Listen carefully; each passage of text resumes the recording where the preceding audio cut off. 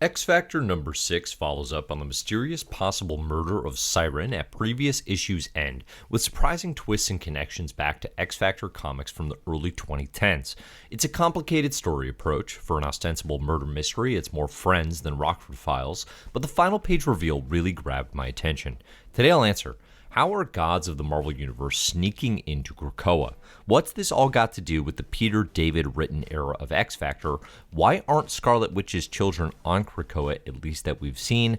And theories and predictions for things to come in both X-Factor and, of course, the X-Men Marvel Universe. Hey, everybody, I'm Dave Busing, founder and editor-in-chief of comicbookherald.com. You are listening to Krakin Krakoa number 141, a review of X-Factor number 6.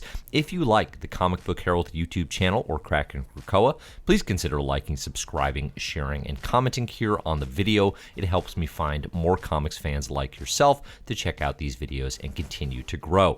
Spoilers for Discuss Comics will follow. Writer Leah Williams, artist David Baldeon, colors by Israel Silva, letters by Joe Caramagna. So we open the issue, and apparently Siryn has not only died in the previous issue, X-Factor number 5, but apparently died again only a week later, okay? So the X-Factor crew finds her body washed ashore outside of Krakoa, sort of, in the world of man, if you will, and they're investigating again, saying, you gotta be kidding me, we just found her, we just brought her back, it's been barely a week, and here she is finding up, dead in mysterious circumstances, yet again. So we have X-Factor on the case outside of Krakoa. Now, this is a cool excuse for David Baldeon to visually display Eyeboy's powers in a very, very cool way as he sort of investigates the microscopic, forensic examination of Siryn's deceased body. I will say regarding X-Factor, this is a total hangout comic, okay? For people who just love these characters, love vibing in this world, love spending time with them, that's going to appeal, right? And that's definitely a huge segment of X fandom. They have these very personal affiliations and connections to the characters of this world. The issue opens with the team just being calm, eating breakfast together, flirty, all horny, right? They're all making moves on one another. And for a large segment of the fan base, that is definitely going to be what they're looking for in the world of X.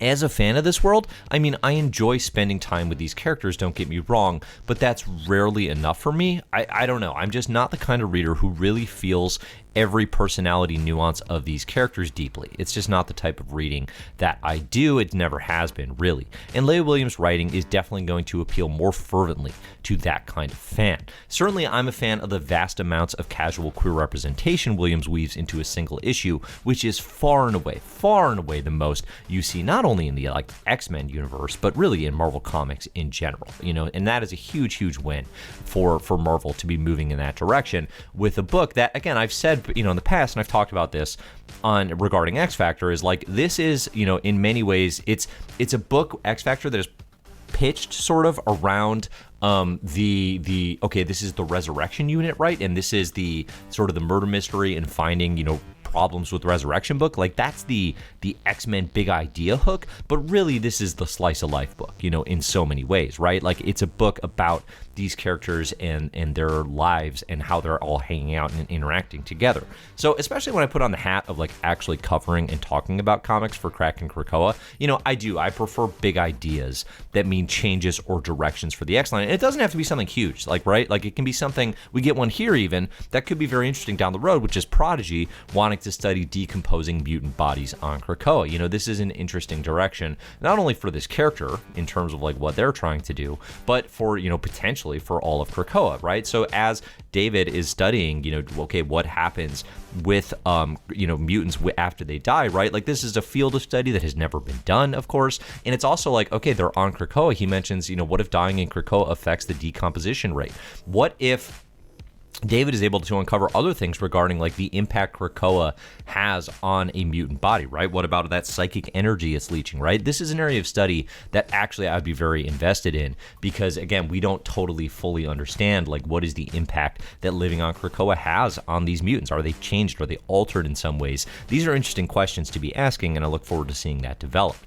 Speaking of David, we do also get an issue-ending text chain between himself and Sophia, who we saw resurrected and kind of rescued from Mojo World in the early parts of this story. And by the end of it, we see David mention, why am I getting a million calls from Tommy? Now, if you are less familiar with these characters and less familiar with Young Avengers in particular and David's role there in the Kieran Gillen and Jamie McKelvey run, then you may not know this, but Tommy is a reference to Speed, a.k.a. the twin brother of Wiccan, Billy Kaplan as he goes by, a.k.a. the children of the Scarlet Witch. Okay, so Tommy and Billy, they are the kids that Wanda brought to life. They are both mutant in some designation, although whether that would stand on Krakoa, I suppose remains to be seen. Although as far as we know, like Tommy and Billy are mutants.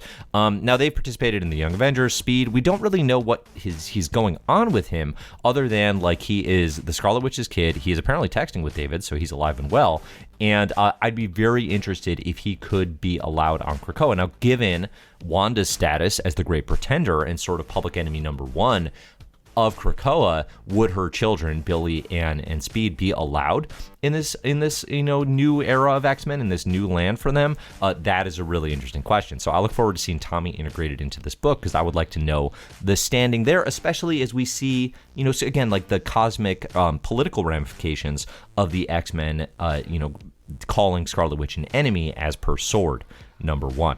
Okay, but what caught my attention the most this issue by far was the issue's conclusion. So Lorna Dane here, she's confronting Siryn. They're basically, the team does, they're saying, hey, you keep dying under mysterious circumstances, is there something threatening you? You seem scared. What's going on? Siryn says, I'm fine. She's clearly lying, right? The team has a gazillion lie detectors. They all know that she's lying. And Lorna references events that I had personally completely forgotten, okay? She says, like, last time, we were together essentially in XFactor, written by Peter David with art by Leonard Kark, like I was on the verge of losing control of my powers. Okay, I was on the verge of cracking this world together. I am a powerful player here, to which Siryn says basically like, yeah, it's funny. You think that, I stopped you by doing something. What did you think has changed, right? Like, what did you think changed in my life to make it so that was no longer applicable? Okay. And I had no idea what they were talking about. I'd be completely honest here. I was like, what? This is clearly referencing something. What is it? So I had to dig a little bit into XFactor history. And what I found, and what probably many of you remember if you read this run and didn't need to research this thoroughly, is that this is all a callback to the Peter David and Leonard Kurtz XFactor. It's more than this, but especially the Breaking Point story arc from around issue 241 through issue 245. So in these comics, Lorna Dane had just found out her parents' death in an airplane crash was a result of her own powers manifesting, right? Parents were fighting. Her powers developed when she was very, very young, well before she hit puberty. And basically it was just kind of her powers going haywire, and that's what caused the plane crash. She survives, of course, and then Magneto finds her, and he finds her with Mastermind, okay? And as we know from Mastermind, definitely like from the Dark Phoenix saga, this is an individual who can create illusions here at the behest of Magneto to basically conceal this reality from Lorna Dane until it's convenient for Magneto, right? So Lorna is having a hard time dealing with this, truth that has just been delivered to her. Her powers are kind of running wild, and what Siryn decides, what Teresa Cassidy decides, the daughter of Banshee, Sean Cassidy, is that, I'm going to connect with this Morrigan, okay, this goddess, and I am going to ask her a favor. I'm going to crave a boon here to get powers from the Morrigan goddess in order to stop Lorna Dane from potentially cracking the world in half. So Siryn makes a deal with Morrigan, okay, and the deal is that she will become the next Morrigan. She will take on these goddess powers in order to prevent Lorna Dane from, basically to help her friend, essentially, is really what it boils down to. I will help her get right, is what she says. Now, you could debate whether, like, okay, were there other options here?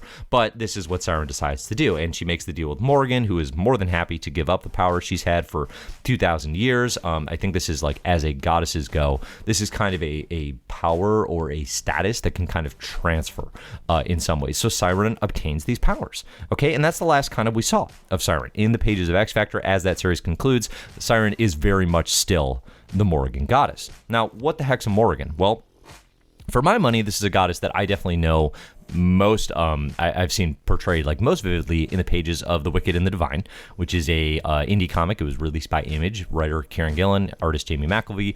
A very interesting story about goddesses and gods as like pop stars, essentially. But the Morrigan there, one thing you learn is that it's a Celtic god, and she is the goddess essentially of like death and sort of doomsaying, right? Like of prophetic death, and a whole bunch of other things. But one thing definitely in terms of like iconography is she's very much associated with crows, sort of signaling like the pecking at the body and the coming of their death. It's very dark character.